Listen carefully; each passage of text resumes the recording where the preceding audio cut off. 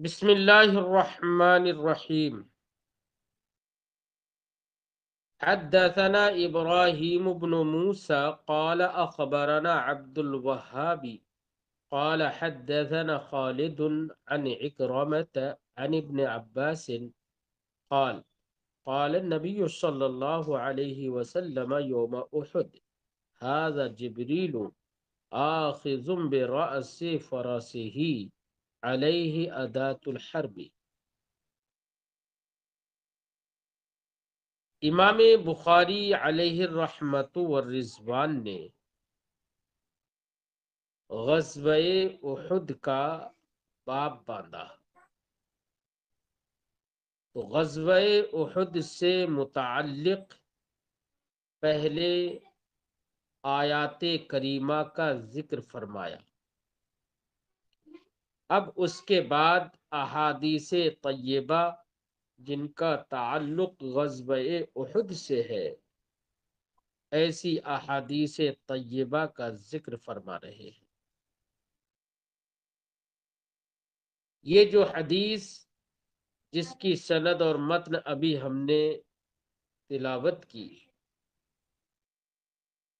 اس حدیث پاک کے اندر یہ ہے کہ حضرت عبداللہ ابن عباس سے یہ مروی ہے کہ رسول کریم صلی اللہ علیہ وسلم نے غزوہ احد کے دن ارشاد فرمایا کہ یہ جبریل ہے، اشارہ کر کے بتایا کہ یہ جبریل ہیں جو اپنے گھوڑے کے سر کو پکڑے ہوئے ہیں اور ادات جنگ، سامان جنگ یعنی ہتھیار وغیرہ ان کے اوپر ہے، یعنی ہتھیار سے لیس ہے۔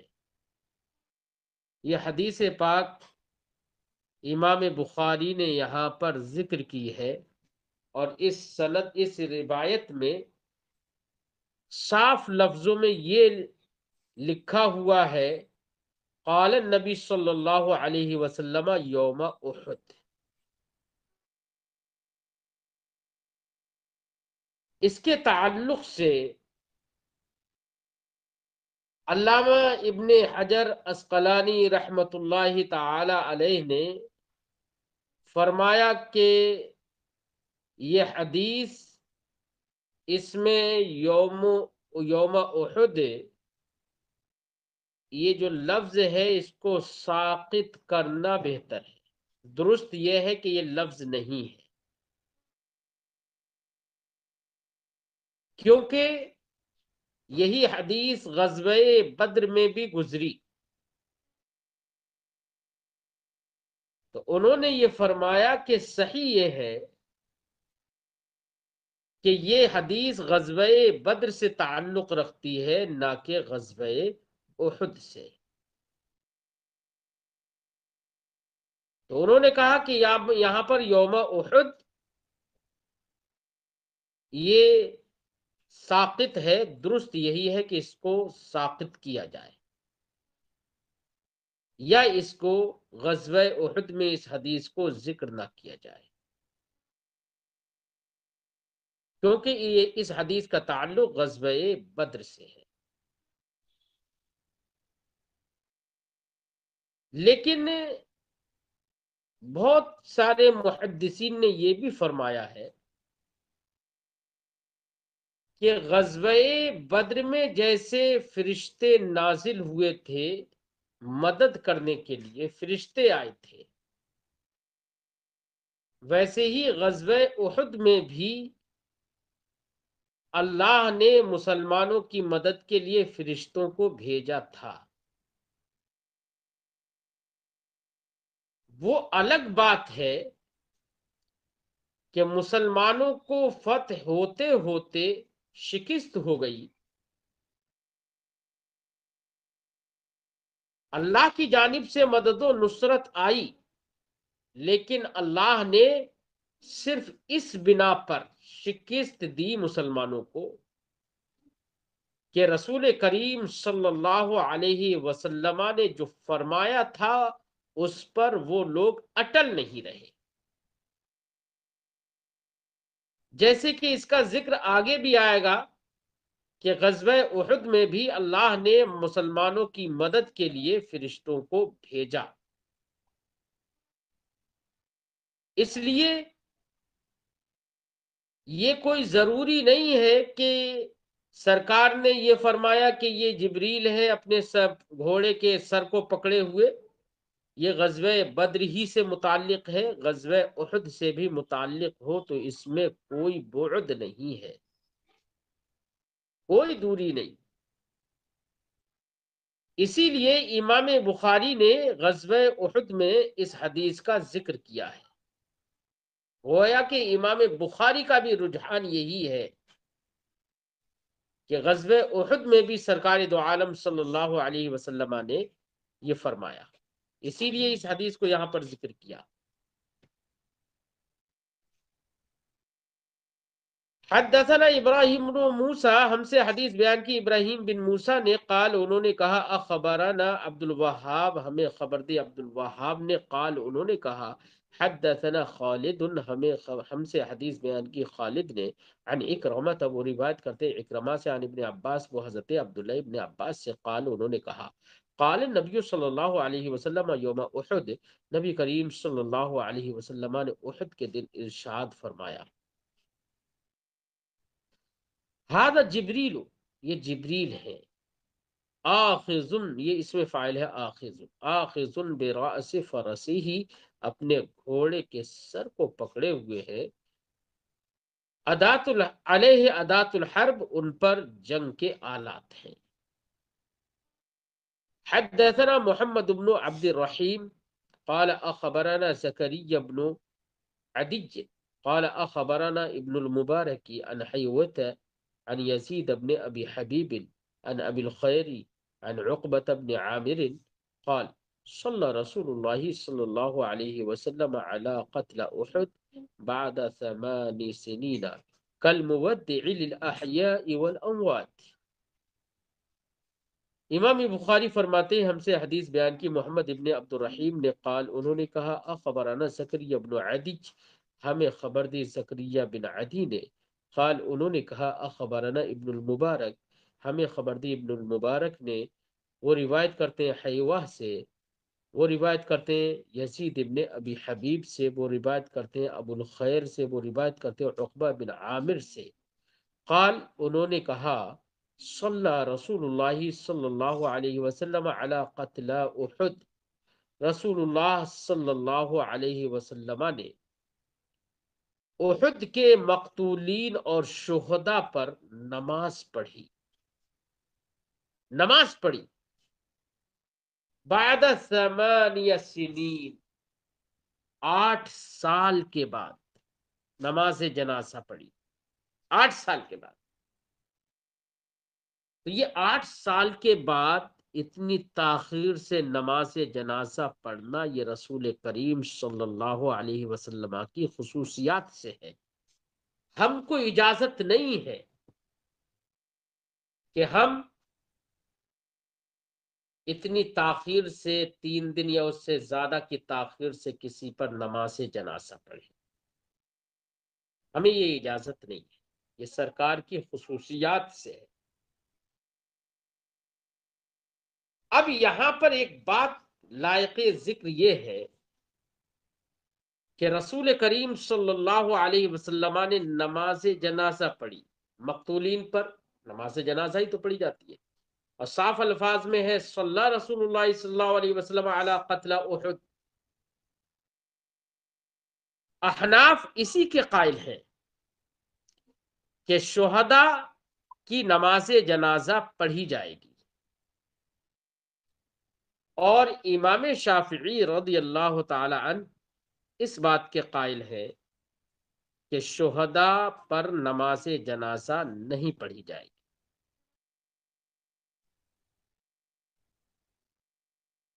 کیوں؟ امام شافعی رحمت اللہ تعالی علیہ یہ فرماتے ہیں، دیکھیے ہماری دلیل تو یہ حدیث بالکل صریح حدیث ہے کہ صلی رسول اللہ صلی اللہ علیہ وسلم علی قتل احد، صریح حدیث ہے، احناف کی مستدل ہے، یہ اسی سے استدلال ہے کہ شہداء پر نماز جنازہ پڑھی جائے گی۔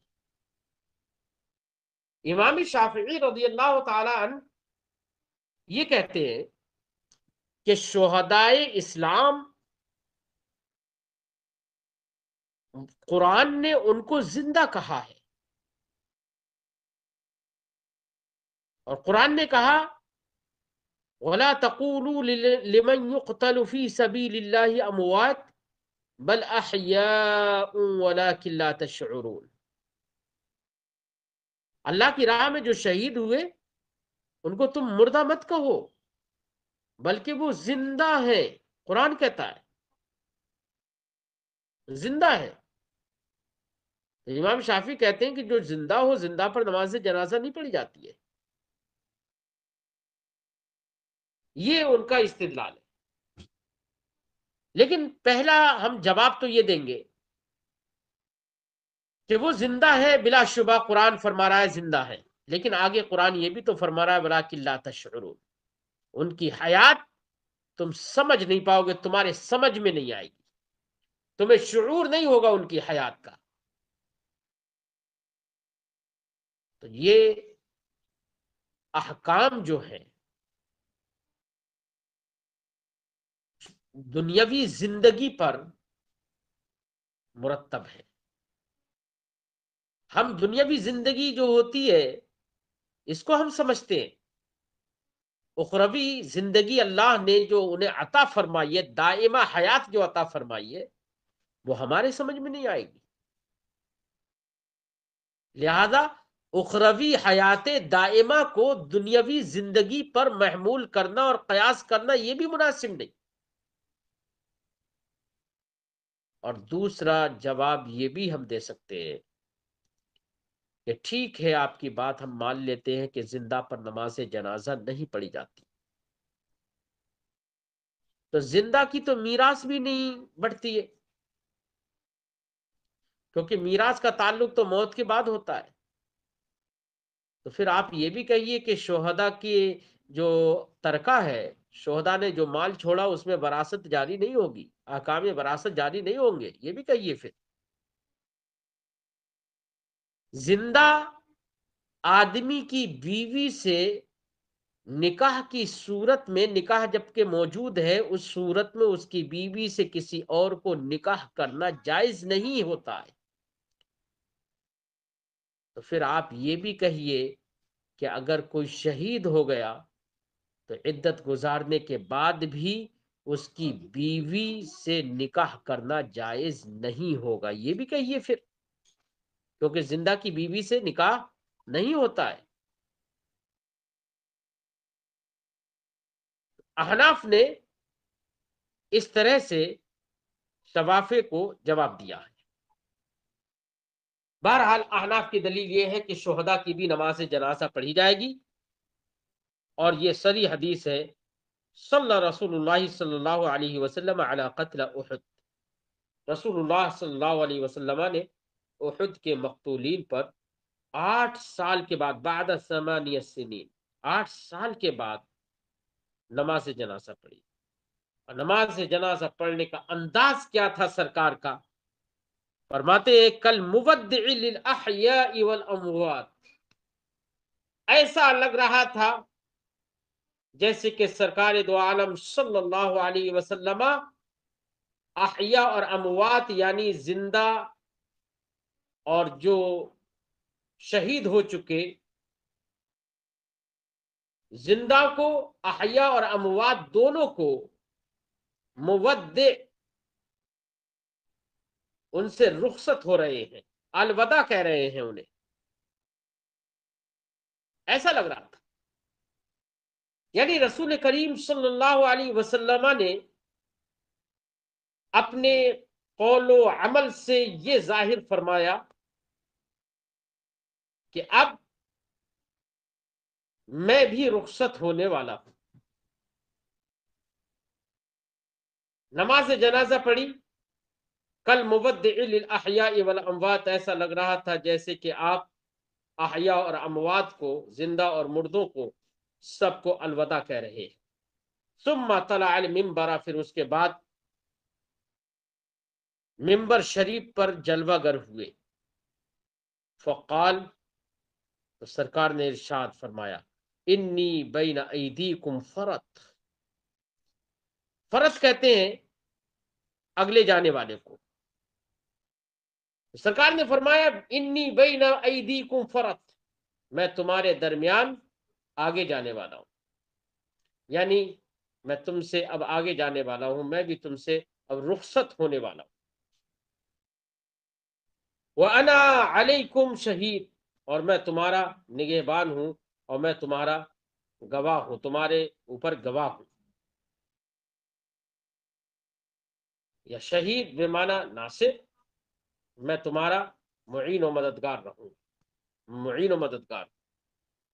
اگر یہ معنی لے تب تو یہ معنی ہوگا کہ دیکھیے رسول کریم صلی اللہ علیہ وسلم فرما رہے ہیں کہ میں رخصت ہو رہا ہوں تم سے، ظاہری حیات سے میں جا رہا ہوں، لیکن میں تمہارا مددگار رہوں گا. اس کا مطلب سیدھا سیدھا یہ ہے کہ بعد حیات ظاہرہ بھی ویسے ہی نبی کریم صلی اللہ علیہ وسلم معین و مددگار ہیں جیسے کہ اپنی حیات ظاہرہ میں معین و مددگار تھے. اس سے یہ بھی سمجھ میں آتا ہے اہل سنت و جماعت کے نظریات اور عقائد جگہ جگہ پر سمجھ میں آتی ہیں. وَإِنَّ مَوْعِدَكُمُ الْحَوْضُ، اور سرکار نے فرمایا بے شک تمہارا وعدہ حوض ہے.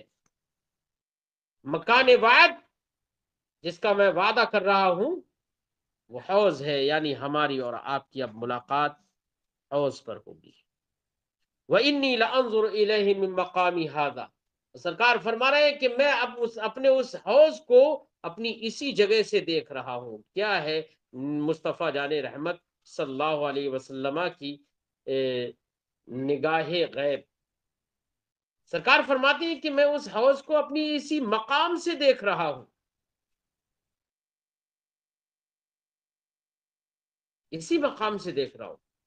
کون دیکھتا ہے تم میں سے؟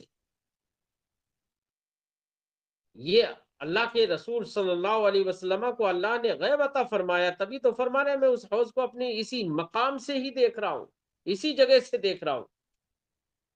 اور کوئی غیب کیا تم سے نہا ہو بھلا، جب نہ خدا ہی چھپا تم پہ کروڑوں درود.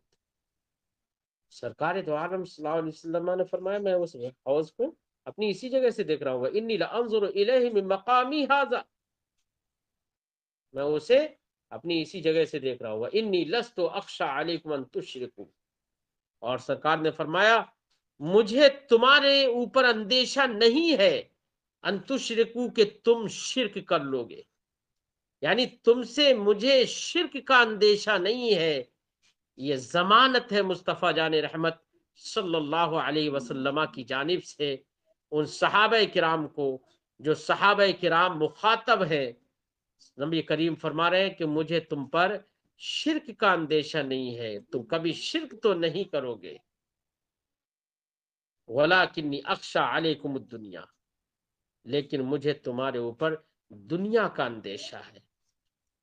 دنیا کے اندیشہ کا مطلب یہ ہے کہ عن قریب نبی کریم اشارہ فرما رہے ہیں اس بات کی طرف کہ عن قریب فتوحات ہوں گی، عن قریب ممالک کو فتح کیا جائے گا، عن قریب مسلمانوں کے پاس دولتیں آئیں گی، پیسہ آئے گا، جائیدادیں آئیں گی، خوشحالی ہوگی، وسعتیں ہوں گی.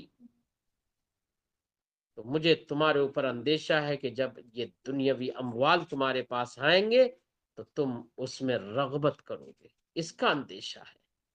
اور یہی ہوا. نبی کریم صلی اللہ علیہ وسلم کا فرمان صادق ہے کہ آج مسلمان جائیداد مال و دولت کی طرف کتنا رغبت کرتا ہے. فرماتے ہیں وَلَكِنِّي أَخْشَىٰ عَلَيْكُمُ الدُّنْيَا، لیکن میں تمہارے اوپر دنیا کا اندیشہ کرتا ہوں. ان تنافسوها، کہ تم دنیا میں رغبت کرو گے. نافسا ینافسو، منافسہ کا معنی ہوتا ہے رغبت کرنا، کسی چیز کی طرف مائل ہونا.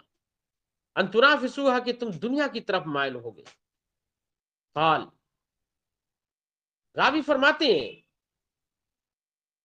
کہ یعنی حضرت عقبہ ابن عامر فرماتے ہیں فَكَانَتْ آخِرَ نَظْرَةٍ نَظَرْتُهَا إِلَىٰ رسول اللہ صلی اللہ علیہ وسلم، کہتے ہیں کہ یہ میرا آخری دیدار تھا کانت آخرا نظرتن، یہ آخری نظر تھی، یہ آخری دیدار تھا، نظر تو ہا الی رسول اللہ صلی اللہ علیہ وسلم، جو یہ آخری میری نگاہ تھی، یہ آخری نظر تھی، جو نظر میں نے رسول کریم صلی اللہ علیہ وسلم کے چہرے مبارک کی طرف اور سرکار کی طرف جو میں نے کی تھی، یہ آخری نظر تھی، یہ آخری بار سرکار کو میں نے دیکھا تھا۔ اس کے بعد نبی کریم صلی اللہ علیہ وسلم اس دنیا ظاہری سے تشریف لے گئے۔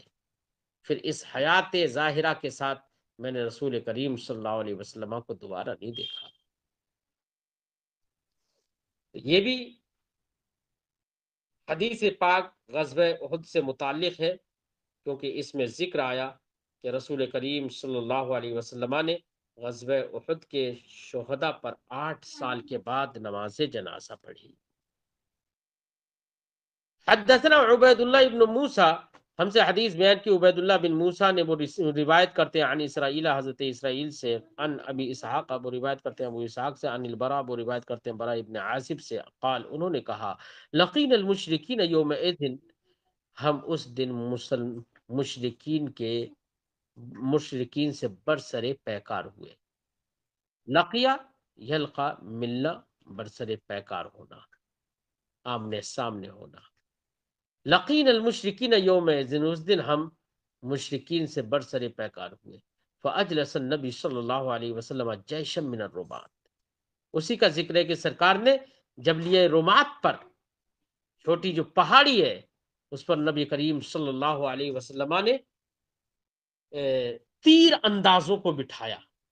کتنے تیر انداز؟ 50 تیر اندازوں کو بٹھایا تھا، جو ہم نے شروع میں ذکر کر دیا ہے، پوری وہ تفصیل ذہن میں رہے، اسی کا ذکر ہے اس باب میں، کہ وہ لوگ جن کو بٹھایا تھا، جب مسلمان غالب ہوئے، مشرکین بھاگنے لگے، ان کی عورتیں پہاڑوں میں دوڑنے لگیں، تو مسلمانوں نے دیکھا، تیر اندازوں نے دیکھا ایسا ایسا ہے، تو الغنیمہ الغنیمہ کہہ کر وہ نیچے اتر آئے، اور جیسے ہی نیچے اترے تو خالد ابن ولید، جو اس وقت تک اسلام لے کر نہیں آئے تھے، انہوں نے فوراً پیچھے سے حملہ کر دیا، اور فتح جو ہو چکی تھی تقریباً، وہ شکست میں اب بدل گئی۔ اسی کا ذکر اس حدیث پاک میں ہے۔ فرماتے ہیں مشرکین سے جب ہم برسر پیکار ہوئے اس دن، فاجلس النبی صلی اللہ علیہ وسلم جیشا من الرمات، رمات یہ رامن کی جمع ہے، اس کا معنی ہوتا ہے تیر انداز۔ رسول کریم صلی اللہ علیہ وسلم نے تیر اندازوں کا ایک لشکر بٹھا دیا، کہاں پر؟ وہی جبلیہ رمات پر۔ وَأَمَّرَ عَلَيْهِمْ عبد اللہ، اور ان کے اوپر عبداللہ ابن جبیر رضی اللہ تعالی عنہ کو امیر بنایا۔ وقال، اور سرکار دو عالم صلی اللہ علیہ وسلم نے فرمایا، لا تبرحوا ان رأیتمونا، سرکار نے فرمایا لا تبرحوا، تم اس جگہ کو چھوڑنا مت، ہٹنا مت، ان رأیتمونا ظہرنا علیہم فلا تبرحوا، سرکار نے فرمایا اگر تم ہم کو دیکھو، ظہرنا علیہم، کہ ہم ان پر غالب آ گئے، ظہرا علی کا معنی غالب آنا، ظہرنا علیہم، کہ ہم ان پر غالب آ گئے، فلا تبرحوا، تب جگہ مت چھوڑنا، وَإِن رَأَيْتُمُوهُمْ ظَهَرُوا عَلَيْنَا، اور اگر تم مشرکین کو دیکھو کہ وہ ہم پر غالب آ گئے، فلا تعینونا، تو تم ہماری مدد مت کرنا، تم اپنی جگہ مت چھوڑنا، یہیں پر رہنا، ہماری مدد کے لیے مت آنا، فلا تعینونا، اعان یعین اعانم، مدد کرنا۔ فلما لقینا ہربوا، فرماتے ہیں کہ جب ہم مشرکین سے برسر پیکار ہوئے، ہربوا، تو مشرکین بھاگ پڑے، بہت لوگ ان کے قتل کیے گئے، اور وہ قتل و غارت گری دیکھتے ہوئے مشرکین بھاگ پڑے، مورچہ انہوں نے چھوڑ دیا، میدان چھوڑ کر بھاگ اٹھے۔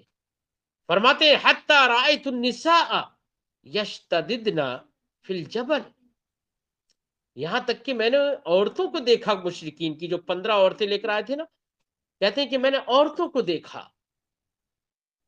یشتددن فی الجبل، اشتد یشتد اشتداد، اس کا معنی ہوتا ہے تیزی کرنا، یشتددن جمع مؤنث غائب کا صیغہ، یشتددن فی الجبل، میں نے عورتوں کو دیکھا کہ وہ پہاڑ میں تیزی سے دوڑ رہی ہیں، اور ان کی حالت یہ تھی کہ رفعن عن سوقہن، انہوں نے اپنی پنڈلیوں سے اپنے کپڑے اٹھا لیے. جب آدمی تیز دوڑنا چاہتا ہے نا تو نیچے اپنی پنڈلیوں کے کپڑے پیروں کے کپڑے اوپر اٹھاتا ہے, ازار کو اوپر اٹھاتا ہے تاکہ کہیں پیر پھنس نہ جائے. ان عورتوں نے رفعنا عن سوقہن اپنی پنڈلیوں سے کپڑوں کو اٹھا لیا. قد بدت خلاخلہن ان کے پازیب ظاہر ہو رہے تھے, پیروں میں جو پازیب جو زیبر پہنی ہوئی تھی وہ ظاہر ہو گئے.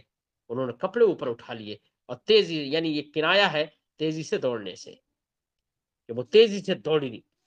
فاخذوا یقولون الغنیمہ الغنیمہ, تو یہ جن کو نبی کریم صلی اللہ علیہ وسلم نے جن تیر اندازوں کو بٹھایا تھا, اخذوا یقولون, تو یہ کہنے لگے الغنیمہ الغنیمہ, مال غنیمت مال غنیمت, یعنی غنیمت پر ابھارنے لگے کہ غنیمت اکٹھی کرو. وقال عبداللہ, تو حضرت عبداللہ ابن جبیر نے لوگوں سے کہا احد الی النبی صلی اللہ علیہ وسلم, نبی کریم صلی اللہ علیہ وسلم نے مجھے ذمہ داری دی ہے اس بات کی, اللہ تبرحو, کہ تم ہٹنا مت. فابوا, ان لوگوں نے انکار کیا. ان لوگوں نے انکار اس لیے نہیں کیا, ان کا قصد یہ نہیں تھا کہ رسول کریم صلی اللہ علیہ وسلم کی نافرمانی کرے, بلکہ انہوں نے یہ سوچا کہ نبی کریم صلی اللہ علیہ وسلم کا فرمان اس وقت تک کے لیے تھا جب تک کہ ہم لوگ فتح یاب نہیں ہوتے ہیں, جب تک مشرکین شکست نہیں کھاتے اس وقت تک کے لیے تھا. مشرکین شکست کھا کر بھاگ پڑے تو اب ہمیں اترنے میں کوئی حرج نہیں ہے. انہوں نے یہ سوچ لیا اور سوچ کر نیچے اتر گئے. حضرت عبداللہ ابن جبیر روکتے رہے لیکن نہیں رکے. تقریباً 40 لوگ نیچے اتر گئے, یا 40 سے بھی زیادہ, 10 یا 10 سے کم لوگ اس پہاڑی پر باقی رہ گئے. وقال عبداللہ, تو حضرت عبداللہ ابن جبیر نے کہا عہد الی النبی صلی اللہ علیہ وسلم, نبی کریم صلی اللہ علیہ وسلم نے مجھے ذمہ داری دی ہے, مجھ سے عہد لیا ہے, اللہ تبرحو, کہ تم لوگ اپنی جگہ سے ہٹو گے نہیں. فابوا, تو انہوں نے انکار کیا. فلما ابوا صرف وجوہ, تو جب انہوں نے انکار کیا اور رسول کریم صلی اللہ علیہ وسلم کی بات کو نہیں مانا, اتباع نہیں کی, اگرچہ انہوں نے خط اجتہادی کی اور سرکار کی اتباع کا ترک ہوا اس میں, تو اس وجہ سے فرمایا فلما ابوا, تو جب انہوں نے انکار کیا, صرف وجوہہم, تو ان کے چہرے موڑ دیے گئے. چہرے موڑ دینے کا مطلب یعنی جو فتح اور ظفر یابی ہاتھ میں آ چکی تھی, اب وہ پانسا پلٹ گیا اور اب شکست کی طرف جانے لگے. صرف وجوہہم, ان کے چہرے موڑ دیے گئے. فاصیب 70 قتیلا, تو 70 مسلمانوں کو شہید کر دیا گیا. جب 70 مسلمان شہید ہوئے, اسی میں حضرت امیر حمزہ رضی اللہ تعالی عنہ بھی ہے. اشرف ابو سفیان صخر بن حرب اموی, وہ قریب آیا. اشرف قریب ہونا, قریب آیا. فقال افی القوم محمد, تو اس نے کہا کیا قوم میں محمد ہے, کیا تم لوگوں میں محمد ہے. یعنی ان لوگوں کو یہ لگا تھا کہ معاذ اللہ نبی کریم صلی اللہ علیہ وسلم بھی شہید ہو گئے. ان لوگوں کو یہ لگا, اسی لیے ایک مشرک نے یہ آواز بھی دی تھی کہ محمد صلی اللہ علیہ وسلم کو معاذ اللہ قتل کر دیا گیا ہے. اب جب یہ آواز پھیل گئی تو مسلمانوں میں بھی خوف و ہراس پیدا ہو گیا. مسلمانوں کے ذہن و دماغ کام نہیں کر رہے تھے کہ رسول کریم صلی اللہ علیہ وسلم کو شہید کر دیا گیا. مسلمانوں کے دماغ بھی کام نہیں کر رہے تھے, یہاں تک کہ ایسی مسلمانوں پر ایسا غم طاری ہوا تھا کہ ان کو اپنے اور پرائے نظر نہیں آ رہے تھے. یہاں تک کہ کتنے مسلمان آپس ہی میں یہ سمجھ کر کے مشرک ہے, کافر ہے, آپس ہی میں ایک دوسرے سے تربت شمشیر زنی کرنے لگے اور ایک دوسرے سے لڑنے لگے.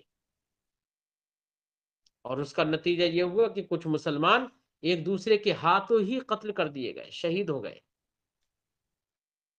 یہ حال ہو گیا. فقال ان هؤلاء, فقال، تو ابو سفیان نے کہا، افل قوم محمد، کیا قوم میں محمد ہے؟ فقال، تو سرکار نے فرمایا، لا تجیبو، اس کو جواب مت دو۔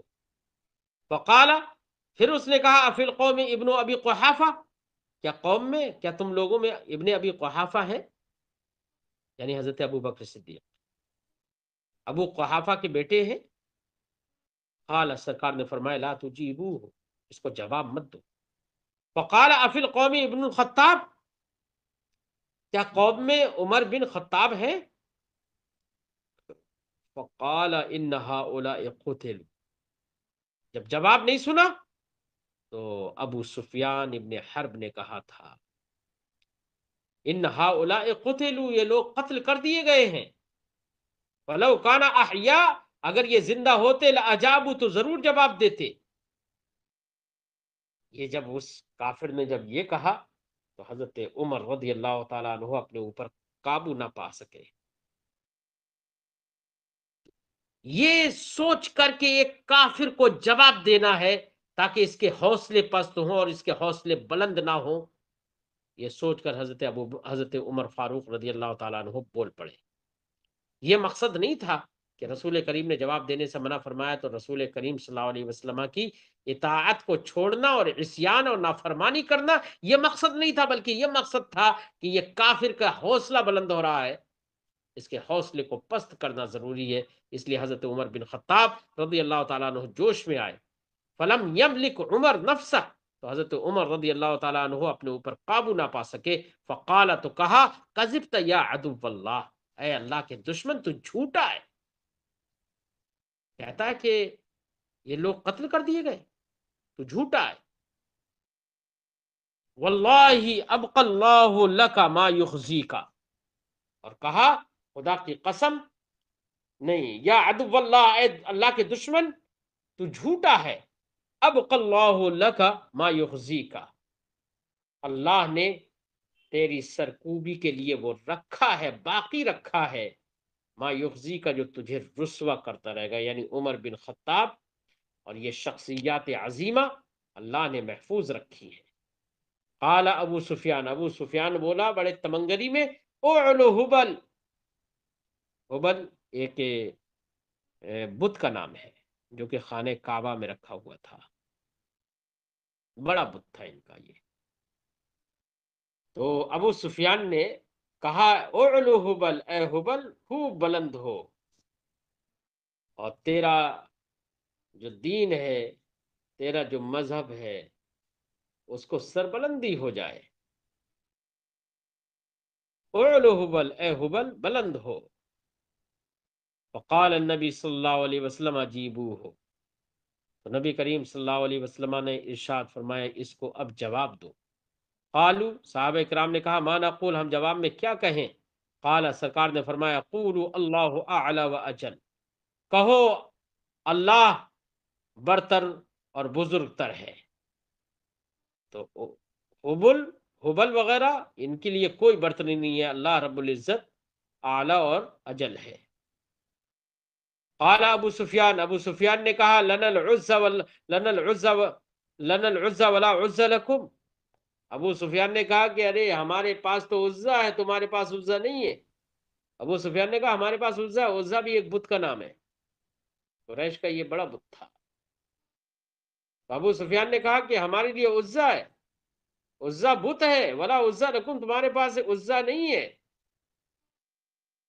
دیکھیے، کافر جو ہوتا ہے نا، پورے طور سے یقین رکھتا ہے کہ یہی بت ہی اس کے خدا ہے، کہہ رہا کہ ہمارے لیے عزا ہے، تمہارے لیے عزا نہیں ہے۔ فقال النبی صلی اللہ علیہ وسلم، تو نبی کریم صلی اللہ علیہ وسلم نے ارشاد فرمایا، عجیبو ہوئی سے جواب دو۔ قالو، صحابہ کرام نے کہا، ما نقول، ہم کیا کہیں؟ قال، سرکار نے فرمایا، اللہ مولانا ولا مولا لکم، کہو ان سے، اس سے کہو کہ اللہ ہمارا معین و مددگار ہے، وہ ہمارا مولا ہے، ولا مولا لکم، تمہارے لیے کوئی مولا و معین و مددگار نہیں ہے۔ قال ابو سفیان، اس دن ابو سفیان نے کہا، یوم بیوم بدر، یہ دن احد کا دن بدر کے دن کا بدلہ ہے، والحرب سجال، اور جنگ ڈول ہے۔ کہ ڈول کبھی کسی کے ہاتھ میں جاتا کبھی کسی کے ہاتھ میں جاتا ہے، ایسی جنگ کبھی کسی کے پالے میں ہوتی کبھی کسی کے پالے میں ہوتی ہے۔ تشبیہاً استعارہ مسرحہ کے طریقے پر سجال کا ذکر ہے۔ والحرب سجال وتجدون مسلح، اور اس نے یہ بھی کہا کہ تم مسلح دیکھو گے۔ مسلح انہیں کہتے ہیں، مسلح کہتے ہیں ناک کان ہاتھ وغیرہ کو کاٹ ڈالنا، ناک کان وغیرہ کو کاٹ ڈالنا، ہونٹوں کو کاٹ ڈالنا۔ ان کافروں نے جن مسلمانوں کو شہید کر دیا تھا، ان کے ساتھ ایسا غیر طبعی اور غیر انسانی رویہ کیا تھا کہ ان کو شہید کرنے کے بعد ان کے ناک کاٹی، ان کے ہونٹ کاٹے، ان کے کان کاٹے، ان کے پیٹوں کو چھریوں سے چاک کر دیا، پھاڑ دیا۔ یہ بے دردی کا انہوں نے اظہار کیا۔ تو اس نے کہا تھا تجدون مسلطن، تم مسلح پاؤ گے، یعنی ناک کان کٹے ہوئے اپنے شہیدوں کو پاؤ گے۔